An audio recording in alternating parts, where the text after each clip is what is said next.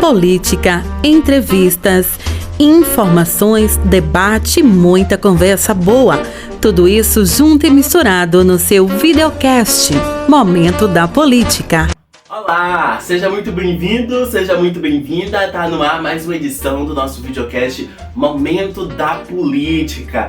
Política, informação, debate, muita conversa boa, você já sabe onde encontra. Você encontra aqui no nosso videocast Momento da Política comigo e com minha parceira Camila Silva. Olá, Camila! Olá, Gabriela Silva. Olá, você que nos acompanha aí pelo YouTube, assistindo seu videocast Momento da Política. Estamos de volta para mais um episódio, mandando aquela minha mensagem de sempre, que nossos episódios saem às noites, às vezes às terças, às quintas, às quartas, isso depende como a gente consegue nos organizar. Nos acompanhe também pelas redes sociais, @Momento da Política, nos mande uma mensagem pelo WhatsApp, falando sobre suas críticas, dando também opinião de assuntos que a gente possa comentar aqui no seu videocast Momento da Política. Não esqueça de curtir, comentar, compartilhar e espalhar a nossa mensagem por aí. Hoje a gente vai falar de um assunto que eu particularmente, eu vou ser bem sincera, não estava ouvindo sendo comentado tanto assim na mídia e me surpreendeu ler sobre, pesquisar mais sobre, que é a PEC 50 de 2023. O que acontece?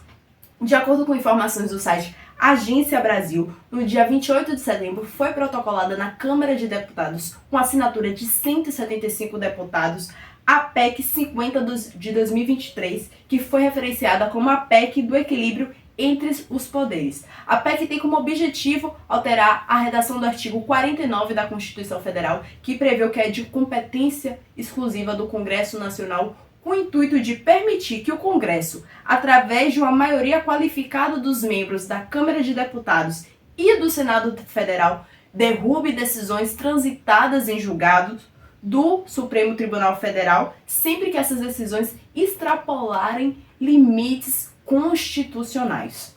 É isso aí, Camila. A proposta foi apresentada pelo deputado federal Domingos Sávio, do Partido Liberal PL de Minas Gerais, o qual, ainda de acordo com informações do site Agência Brasil, afirmou que o ativismo político do STF estaria acabando com a democracia brasileira, dizendo ainda que as decisões do Supremo têm contrariado as leis. Para defender seu ponto, o deputado teria exemplificado, citando decisões do STF, como a questão do marco temporal relacionado a demarcações de terras indígenas, que já abordamos aqui no seu videocast no episódio passado. Importante ainda destacar, gente, que o STF e o Congresso têm debatido as mesmas questões, mas apresentando entendimentos diversos. Conforme uma reportagem da CNN Brasil, do dia 7 de outubro, além da demarcação da terra, assuntos como a descriminalização do aborto, descriminalização do porte de drogas, imposto sindical, consciente eleitoral e casamento entre pessoas do mesmo sexo são assuntos que estão em pauta no Supremo e no Congresso. Existem outras propostas com o intuito de limitar o poder do STF em foco dentro do Congresso Nacional. E hoje iremos debater sobre isso, gente. Iremos debater em um debate breve, né? Sobre essa PEC 50/2023. Então, Camila, pra gente começar o nosso debate, eu queria pegar essa própria fala aqui do deputado, né? Que ele fala que o STF estaria acabando com a democracia brasileira. E que o principal motivo dessa PEC surgir, né, seria aí o entendimento diferente dos assuntos entre algumas bancadas dentro do Congresso e entre o próprio STF. Que assuntos são esses, mais uma vez? Casamento entre pessoas do mesmo sexo, drogas, aborto e tudo mais. E aí, essa fala é muito interessante. O STF está acabando com a democracia brasileira. Porque em uma democracia, a gente tem pensamentos diferentes, a gente tem escolhas diferentes, a gente tem a liberdade de escolher. Então, e a partir do momento em que eu limito o poder do STF, com uma PEC como essa, que é a PEC dos poderes... Equilíbrio entre os poderes. Equilíbrio entre os poderes. Que é mais um desequilíbrio, já desculpa, não, mas é mais desequilíbrio do que tudo. Quando eu coloco essa PEC em vigor, aí sim que eu estou acabando com a democracia brasileira. Porque aí sim que eu estou privando de uma liberdade de escolha, aí que assim eu estou privando a população brasileira de ter acesso a pensamentos diferentes. E aí eu pego 2 casos, Camila, já puxo 2 casos. O primeiro caso mais recente do presidente Luiz Inácio Lula da Silva, quando ele faz aquela fala que acha que, na sua opinião, que a população não deveria ter acesso à votação dos ministros do STF, e pego diversas falas do presidente Bolsonaro onde ele ataca o STF. Nos 2 casos, a mídia em si culpou o Lula e o Bolsonaro de falas totalmente antidemocráticas. Eu vou no mesmo sentido a essa PEC e a esse deputado. Esse é um projeto, uma PEC antidemocrática, onde vai limitar o poder do STF. E agora você fala mais, né, de como essa PEC limita esses poderes, né, Camila? Além de ser antidemocrática, ela é inconstitucional. Porque se a gente a primeira coisa que me chama a atenção é extrapolar os limites da Constituição. Né? O próprio deputado disse que o STF está desrespeitando as leis. Ela já começa meio contraditória, porque o STF é a Corte Constitucional. Conforme o artigo aqui, deixa eu até conferir, é o 102, isso mesmo, o artigo 102, é da competência do STF proteger a nossa Constituição. Né? Então como é que a nossa Corte Suprema, a nossa Corte Constitucional está indo contra as leis, se ela é a principal protetora da Constituição Federal do nosso país, né? A segunda questão que eu gostaria de chamar a atenção é o fato de que há previsão legal também na Constituição Federal, no seu artigo 2º, a questão da separação dos poderes, da independência dos poderes, né? Os poderes atuam de forma independente, o artigo até traz, de forma independente e harmoniosa, né? Então é necessário que se respeite essa independência entre os poderes, o que essa lei obviamente não respeita, além de ela usurpar algo que é de uma competência do poder judiciário para dentro do poder legislativo, que é outro desrespeito imenso com as nossas leis, com o funcionamento do nosso país. Então, para além de ser antidemocrática, a própria lei demonstra que ela é inconstitucional. Eu particularmente vou até pedir desculpa das palavras que eu vou utilizar, gente, né? Mas é um absurdo uma PEC dessa, né? Que é literalmente uma tomada de poder, uma concentração de poder imensa na mão do poder legislativo brasileiro, na mão do Congresso brasileiro, simplesmente pelo fato do STF não estar tendo decisões semelhantes na mesma linha de pensamento que o Congresso, né? É algo absurdo, ao meu ver, assim, de se preocupar que tipo de Congresso a gente está lidando no nosso país, que está concentrando poderes, querendo usurpar coisas de competência de outros poderes. E aí eu já lanço aqui já a minha pergunta, Gabriel. O que isso representa do nosso Congresso? O que isso mostra do Congresso atual brasileiro?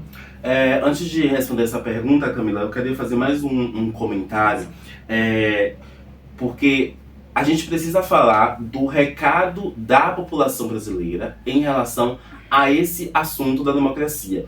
Durante as eleições, foi necessário que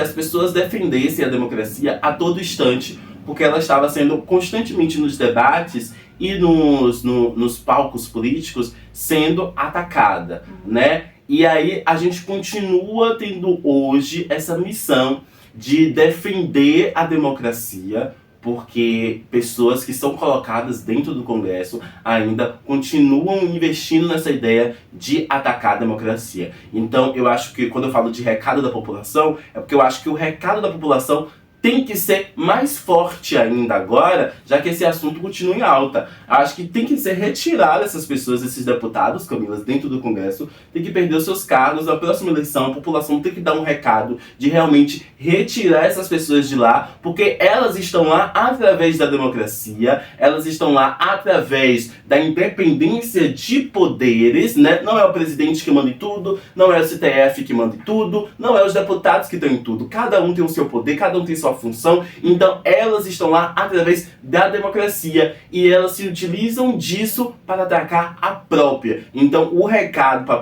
da população tem que ser maior em relação a isso nas próximas eleições. E respondendo essa sua pergunta, Camila, a gente tem um congresso hoje reflexo das eleições de 2022. Um Brasil totalmente dividido. Na presidência, a gente tem Luiz Inácio Lula da Silva, do PT. A gente tem um congresso de maioria bolsonarista, né, gente? Bolsonarista que continua indo na onda do seu líder, que é de atacar os membros do STF. Exatamente. Importante salientar que, para além dessa PEC 50 de 2023, há outras PECs e projetos de lei que têm como intuito limitar o poder do STF, que é o caso da PEC de número 8 de 2021 e a PL número 816 de 2021 também. Então, é visível a movimentação dentro do Congresso Nacional, de uma espécie de concentração de poder, de respeito, como o Gabriel bem falou, independência, separação dos poderes, em um ato totalmente antidemocrático e inconstitucional. Só complementando em relação ao seu comentário no fato da população se manifestar mais, eu vou além. Eu acho que a informação tem que ser vinculada ainda mais, porque realmente foi algo assim, que existem notícias, se você joga no Google, no EDPEC, aparecem notícias, mas é visível que não está sendo amplamente divulgado essa PEC. E mesmo que ela se mostre inconstitucional e antidemocrática, o fato de um deputado e 175 outros deputados terem assinado essa PEC já é algo preocupante, é algo a se observar, e a gente espera que nas próximas eleições as pessoas votem com mais consciências, mais cientes dos representantes que estão colocando no poder, não é? A gente prestar atenção, né, nessas PECs, nesses projetos de lei que têm o objetivo de limitar, até mesmo retirar o poder do STF, porque é extremamente preocupante para o nosso país, que já sofre com outros inúmeros problemas pelo mau funcionamento dos poderes, né? Então é algo a se preocupar. O nosso videocast Momento da Política fica por aqui. Foi um prazer estar aqui com vocês. Não se esqueçam de curtir, comentar, compartilhar, nos seguir no nosso Instagram, @Momento da Política, nos mandar uma mensagem pelo WhatsApp e a gente se encontra na próxima. É isso aí, minha gente. A gente agradece a você que nos acompanhou até aqui, tá bom? Obrigado pela sua audiência. Não esquece de curtir, comentar e compartilhar, jogar no grupo da família, no grupo dos amigos, no status do WhatsApp, tá bom? Olha, a gente agradece a você. Tchau, tchau. Até o próximo episódio. Beijos!